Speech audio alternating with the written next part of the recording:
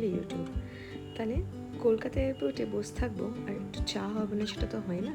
তাই চায়ের সঙ্গে নিজের ফ্লাইটের ওয়েট করার মজাটা বেশ আলাদাই। আজকে আমাদের বেশ রাতের ফ্লাইট, মানে খুব একটা রাত না, তবে কলকাতা এয়ারপোর্ট দেখলে বোঝা যায় না কোনটা দিন আর রাত। তাই একটু গোমরা মুখ নিয়েই আমরা ওয়েট করলাম আমাদের ফ্লাইটের। আর আস্তে আস্তে বোর্ডিংও শুরু হয়ে গেল। তখন বোর্ডিংয়ে আমাদের এয়ার ইন্ডিয়া বেশ ভালোভাবেই ওয়েলকাম করলো উইথ আ গুড নামাস্তে।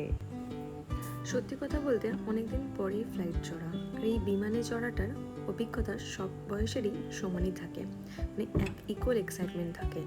যেমন এই এয়ার ইন্ডিয়ার ইয়ারফোন পেয়ে আমি তো বেশ বাচ্চাদের মতন লাফাচ্ছিলাম। আর সামনে যদি থাকে এত সুন্দর স্ক্রিন আর তাতে এত কিছু ওটিটি প্ল্যাটফর্মসের জিনিসপত্র, তাহলে তো সময়টা বেশ ভালোই কাটে।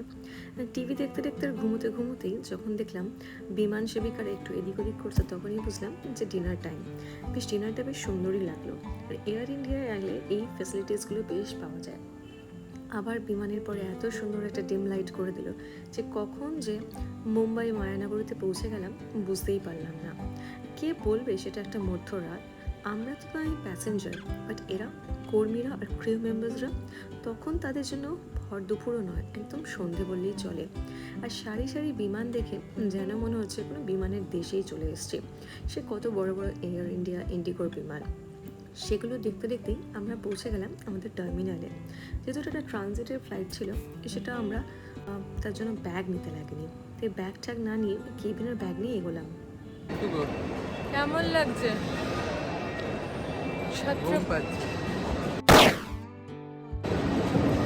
ছত্রপতি শিবাজি ইন্টারন্যাশনাল এয়ারপোর্টে এসে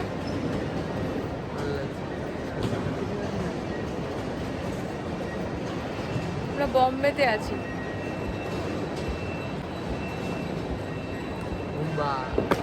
কেমন লাগলো চেক ইন প্রসেস? কত চেক ইন? চলো কোথায় যাবো এখন? মধ্যরাতে যে মাথা কাজ করছে না সেটা বেশ বোঝাই যাচ্ছে, তাই না? কিন্তু মুম্বাই এয়ারপোর্ট দেখলে কেউ কি বলতে পারে যে এটা একটা মাঝরাতের এয়ারপোর্ট? তাতে কি নেই, মনে হচ্ছে একটা শপিং মলে চলে এসেছি। আর অবশ্যই শপিং মলের মতনই দাম, এবং এত দাম দেখে আমার মনে হচ্ছিল না যে এখানে কিছু খাবার দোকান থাকবে। কিন্তু খাবার দোকান তো থাকবে, কিন্তু সিটে যে লোক থাকবে না সেটা আমি শিওর ছিলাম। তাই সেটাই হলো। কিন্তু অবশ্য সময় কিন্তু বেশ ভালোভাবেই কেটে যাবে, এবং কোনো স্টলই যে আমাদের মানে অপেক্ষা করছে না সেটা নয়, বেশ সবকটা স্টলই open to all. What are you doing, Anna? 220 rupees filter coffee, 220 rupees masala chai. Not good, Anna. Not good. The iconic. যাই হোক, এই ওয়েট করতে করতে আমাদের নেক্সট বিমানটা চলে এলো, যেটা কিনা আমাদের তিরুবনন্তপুরম পৌঁছাবে। তাই আমাদের মধ্যরাত থেকেই আমরা একটুখানি বসে রেস্ট নিয়ে উঠে পড়লাম আমাদের এই বিমানে। সেখানে কিন্তু একটা জিনিস লক্ষ্য করলাম, যেই এফার্টটা আমরা বেশ ইগনোর করে যাই, সেটা হচ্ছে এই বিমান সেবিকাদের আমাদের এই সেফটি ইনস্ট্রাকশনসগুলো। মানে ভাবলেও মনে হয় এই সেফটি ইনস্ট্রাকশনসগুলো এখন ইগনোর করলেও কতটা ইম্পর্টেন্ট, তাই না? তাই হোক, যত স্মৃতি যাচ্ছে আমরা কিন্তু সব ভালো ভালো স্মৃতি নিয়ে এগোচ্ছি। তাই কখন যে ভোর থেকে একদম সকাল হয়ে গেল বুঝতেই পারলাম না। ঠিক সকালে এসে নামলাম। নিউজ পেপার পর্যন্ত পড়ে না খুলে, আর এখন 2000 মিটার না ফিট ওপরে নমস্তে এয়ার ইন্ডিয়া পড়ছে। বাড়িতে তো নিউজ পেপারে খুলে পড়া হয় না।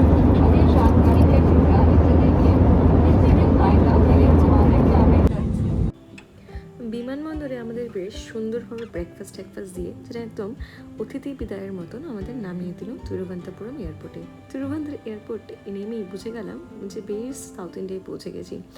ভাইবটাই যেন ওরকম। বিমানবন্দরটা বেশ কলকাতা এয়ারপোর্টের মতন বড় না হলেও ছোটোখাটো, তাই বেশ অসুবিধাও হয়নি খুঁজতে। তাই বিমানবন্দরটা দেখেই বোঝা যায় এত গ্রিনারি আর এত সুন্দর। বুঝে গেলাম যে এখানে বেশ ডিসিপ্লিন মেনটেন করতে হবে আপনাদের সাফ সুতরা থেকে। সেই জন্য বেরিয়ে সারি সারি অটো, একটু দরদাম হয়তো করতে হতে পারে, কিন্তু 150 টাকা বলে আমাদের বললাম পদ্মনাভ স্বামী টেম্পলের কাছে আমাদের নিয়ে যান, কারণ আমাদের ছিল ওটাই ফার্স্ট ভিজিট করার দিন। যদিও অটোওয়ালা কাকু আমাদের বেশ হেল্পই করেছেন। তিনি বললেন এখন আপনারা যদি ভিজিট করতে যান পাবেন না। তাই ওনার কথা শুনেই আমরা ঘরে গিয়ে ফ্রেশ হয়ে কোনোভাবে বেরিয়ে গেলাম সাইট সিন করতে। তো এটা হলো আমাদের ডে 1 অফ তিরুবনন্তপুরম।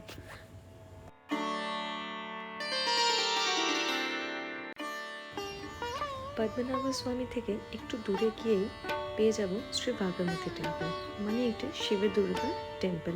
কিন্তু বললে হবে না শিব দুর্গা টেম্পল হলে কী হবে, এখানে প্রায় শিবজি, নাগদেবা, তারপরে হনুমানজি সব ভগবানই আছে। আমরা যখন গেছিলাম তখন মন্দিরের আরতি প্রায় শেষের দিকে, তাই বাইরেই এইখানে যে বিগ্রহ আরতি হচ্ছিল সেগুলোই দেখছিলাম। কিছুটা দূরে গিয়ে মেন সিটিতে গিয়ে পৌঁছালাম শ্রী মহাগণপতি টেম্পলে। অবশ্য এখানেও মন্দির বন্ধ ছিল, মানে মন্দির প্রাঙ্গণে আপনি ঢুকতে পারবেন, যেটা কিনা 8:30 থেকে 4:30 অবধি খোলা থাকে, কিন্তু ভেতরে ভগবান গণপতি এখন বিশ্রাম নিচ্ছে। তাই সেটাকে দিয়ে আমরা পৌঁছালাম একটা নতুন জায়গায়। পদ্মনাভ স্বামী টেম্পল থেকে 2 কিলোমিটার দূরে আট্টুকুল ভগবতী টেম্পল। কথায় বলা হয় যে এটা নাকি মহিলাদের সাবরিমালা, মানে যারা সাবরিমালা যেতে চান, যেহেতু সেটা পুরুষের জন্য, তাই মহিলারা যদি এখানে আসেন অবশ্যই এই নেবু আর গেলের দিয়াটা সবাই জ্বালায়। আমরা যখন যাচ্ছি তখন অলরেডি এখানে সব থেকে বড় ফেস্টিভ্যাল, মানে হচ্ছে যেটা কিনা গিনিস বুক অফ ওয়ার্ল্ড রেকর্ডে আছে, সেটা হচ্ছে আট্টুকাল পোঙ্গল ফেস্টিভ্যাল। অলরেডি তার প্রিপারেশন শুরু হয়ে গেছে। মন্দির প্রাঙ্গণে ছবি অ্যালাউ নেই, তাই সেটা তুলতে পারলাম না। এরপরেই মন্দির থেকে বেরিয়ে আমাদের পেয়ে গেল একটা সুন্দর খিদে। তবে খিদে পেয়েছে আর সাউথ ইন্ডিয়ান কিছু ট্রাই করবো না সেটা হয় না। মন্দির প্রাঙ্গণের পাশেই ছিল এত সুন্দর একটা খাবার জায়গা, সেখানেই গেলাম, দেখি কি পাওয়া যায়। অবশ্য এখানে আমি এখনো পর্যন্ত ধোসা আর ইডলিতেই আছি। এরপরে আর অন্য কিছু কীরকম খাবার দাবার হয় সেটা এখনো আইডিয়া নেই। তবে বাকিদের দেখছি তারাও বেশ অন্যরকম কিছু ট্রাই করছে, কিন্তু আমাদের বলা হয়েছিল আমরা যেন অবশ্যই সাধ্যা ট্রাই করি। এখানে এলাম আর সাধ্যা ট্রাই করবো না সেটা হয় না। সাধ্যা হচ্ছে কেরালার একটা ফেমাস ডিশ। সেটা হচ্ছে কিনা একটা ট্রেডিশনাল ডিশ, সেটা কিন্তু জেনারেলি বানানা লিফের উপরে দেয়, কিন্তু এখানে রেস্টুরেন্ট বলে সেটা দেয়নি। অফেন ওনাম ফেস্টিভ্যালে ওটা ইউজ করা হয়, যাতে কিন্তু পায়েসাম থাকে, সাম্বার থাকে, আভিয়াল থাকে। কিন্তু এই যে আমাদের নর্থ ইন্ডিয়ান লোক কিন্তু রুটি আর মাঞ্চুরিয়ানেই তৃপ্তি। প্রায় 26 কিলোমিটার দূর গিয়ে পৌঁছালাম চেঙ্কল মাহেশ্বরম শিব টেম্পল। এটা কিনা ওয়ার্ল্ডস লার্জেস্ট শিবলিঙ্গম। ভাবা যায় ওয়ার্ল্ডস লার্জেস্ট, মানে প্রায় 111 ফিটের কাছাকাছি। এটার জন্য একটা গিনিস ওয়ার্ল্ড রেকর্ডও আছে। মানে দেখলে আপনি ভাববেন এটা বিশাখায় শিবলিঙ্গ, তার নিচে আপনি দাঁড়িয়ে আছেন, একদম মনটা ঠান্ডা হয়ে যাবে। মন্দিরের দর্শন টাইম হচ্ছে সকাল 4:30 থেকে দুপুর 12টা, আবার বিকাল 4:30 থেকে রাত্রি 8টা। লিঙ্গম দর্শনের ভেতরেও কিন্তু আপনি টিকিট দিয়ে দেখতে পারেন, সেখানে কিন্তু লাইট অ্যান্ড শ্যাডো শো হয় বিকেলবেলা। আমাদের কাছে সেই সময়টুকু ছিল না বলে আমরা কিন্তু এই ফাঁকা জায়গাটা দেখেই মন ভরে যাচ্ছিল, সেটা দেখেই আমরা তৃপ্ত। মেন যে এখানে ফেস্টিভ্যালটা সেটা কিন্তু মহাশিবরাত্রি, যেটা প্রায় পেরিয়ে গেছে, কিন্তু মহাশিবরাত্রি ছাড়াও এটা দেখলেও আপনার কিন্তু অন্যরকম কিছু লাগবে না, বেশ তারই মতন ফ্লেভার পাবেন। মন্দিরে ঢোকার কোনো টাকা না থাকলেও শিবলিঙ্গম ভেতরে যদি আপনি লিঙ্গের ভেতরে ঢুকে কোনো মিউজিয়াম আর লাইট শো দেখেন, তার জন্য 200 টাকার টিকিট ছিল। আমরা সময়ের অভাবে সেটা করতে পারিনি, কিন্তু লিঙ্গ দর্শনেই আমাদের মনটা বেশ ভরে গেছে। স্বামী মহেশ্বরানন্দা সরস্বতী আশ্রম বললেও চলে, ইনি বানিয়েছিলেন। অনেকে এটি দক্ষিণ কৈলাসম বলেও জানে, মানে দক্ষিণের কৈলাস। তবে কথাটা কিন্তু কিছু ভুল বলেনি। এখানে ভেতরে 108 ডিফারেন্ট শিবলিঙ্গাস আছে, সাথে আছে 12টা জ্যোতির্লিঙ্গা, 32টা ফর্মের লর্ড গণেশা। হ্যাঁ, এই সব কিছুই দেখতে পারা যাবে এখানে এলে, মানে প্রায় আপনার সময়টা কীভাবে কেটে যাবে আপনি নিজেও বুঝতে পারবেন না।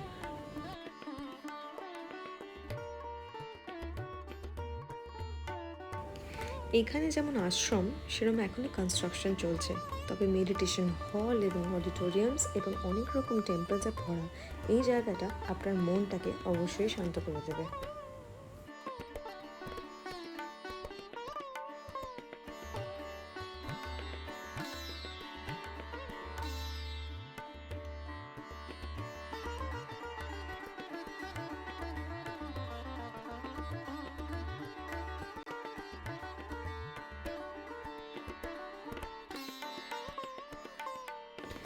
মন্দির প্রাঙ্গণ থেকে বেরিয়েই পড়বে এই খুচখাচ সভেনিয়ার্সের জিনিস। কি ভালো লাগবে না যখন সাউথ ইন্ডিয়া থেকে আপনি এইসব আর্টিফ্যাক্টস নিয়ে যাবেন। দেখলে কিন্তু বেশ সময়টা কেটেই যায়। তবে আমরাও কিন্তু এই সময় পেরোতে পেরোতেই চলে যাচ্ছিলাম আমাদের আরেকটি জায়গায়।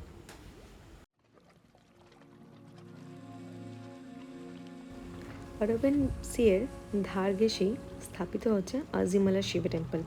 অনেকে এই আজিমালা বিচ দেখতে আসে, অনেকে আবার আজিমালা শিব টেম্পলের জন্য আসে, আবার অনেকেই আসে এখানে একটা ভীষণ সুন্দর স্ট্যাচু দেখতে।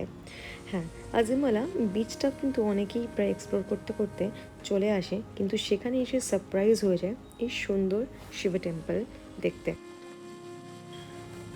প্রায় 58 ফুট এই গঙ্গাধরেশ্বরা শিব স্ট্যাচুটি বানিয়েছেন একজন কেরালিয়ান আর্টিস্ট PS দেবা দন্থন। তিনি কিন্তু এই কেভ টেম্পলের ভেতর দিয়ে যেতে হবে। কেভ টেম্পলের ভেতরে আপনার ফোন অ্যালাউ নেই। টিকিট আপনার প্রাইস 100 টাকা করে। এইটারও টাইম হচ্ছে রাত 8টা বা বিকেল 6টা অবধি। যদি ভাবেন টিকিটের জন্য কেভ টেম্পলে যাবেন না, তবে বলবো অনেক ভালো কিছু মিস করতে চলেছেন। কেভ টেম্পলের ভেতরে গেলেই বুঝতে পারবেন যে স্কাল্পচার কাকে বলে এবং একটা অন্য দুনিয়া। বিচের এই স্রোতের আওয়াজটা কিন্তু কেভের ভেতরে যায়, প্রায় আপনি মেডিটেটিভ মোডেই চলে যাবেন। তবে যদি ভাবেন যে কেভ টেম্পল ভিজিট করবো না, তবে কিন্তু ভীষণ বড় ভুল, কারণ ওখানে আছে আরও ভীষণ সুন্দর সুন্দর স্ট্যাচু। তাই 58 ফিটের এই কংক্রিট স্ট্যাচু লর্ড শিবার গঙ্গাধরেশ্বরের টেম্পলটাই কিন্তু অ্যাকচুয়ালি এখানকার সবথেকে বিগেস্ট অ্যাট্রাকশন। ভেতরে ফোন অ্যালাউ নেই, তবে ফোনটাকে আপনি মিস করবেন না। ভেতরের স্কাল্পচার্স আর স্ট্যাচুসগুলো আপনাকে বুঝিয়ে দেবে যে কী সুন্দর আর্ট হয়, এবং বাইরে এসে যখন এই স্ট্যাচুটা দেখবেন অবশ্যই মাথাটা আপনার নত হয়েই যাবে।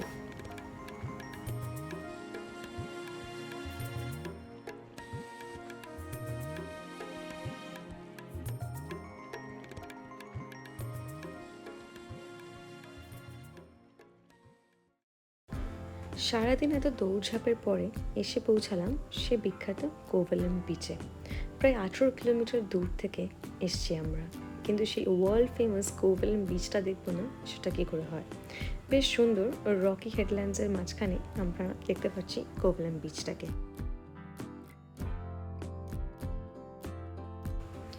বিচে আসবো আর কোনো স্ন্যাক্স খাবো না সেটা হয় না। আর একটা ফুচকা প্রেমীর জন্য সব থেকে স্পেশাল হচ্ছে সব জায়গায় ফুচকা খাওয়া, তা সেই যেমনটাই হোক না কেন। তবে আমি নিজের লোভটা সামলাতে পারলাম না। অবশ্য লোভের থেকে বড় হচ্ছে ট্রাই করা যে সাউথ ইন্ডিয়াতে ফুচকাটাকে ঠিক কেমন বলে, যেখানে তারা ফুচকাটাকে ঠিক পানিপুরি বলেই বিক্রি করছে। যদিও খুব একটা ভালো ফিলিং আসছিল না, তাও আমি নিজের মনটাকে শক্ত করে ট্রাই করলাম, আর সেটার রিভিউটাই আমি নিজে থেকেই নিজেকে দেবো। যাবে কি আলাদা করে ঢালতে হবে নিজেকেই, হ্যাঁ, আমার গাড়িতে এরা দাঁড়িয়ে। তার জন্য কি জঘন্য। হয়তো অনেকে দুঃখ পাবেন এটাকে জঘন্য বললাম বলে, কিন্তু সত্যি কথা বলতে গেলে কলকাতা ফুচকা খাওয়ার পর এগুলো আর মুখে লাগতে পারছে না। তাই বাকি আমাদের বিচ ঘোরা ছাড়া আর কোনো কাজ রইল না। তাই বিচটাকে মনে করে নিয়ে এগোলাম বাড়ির দিকে। সেখানে অবশ্য ততক্ষণে বৃষ্টি শুরু হয়ে গেছে, তাই সেদিনকের দিনটা এইভাবেই শেষ করলাম।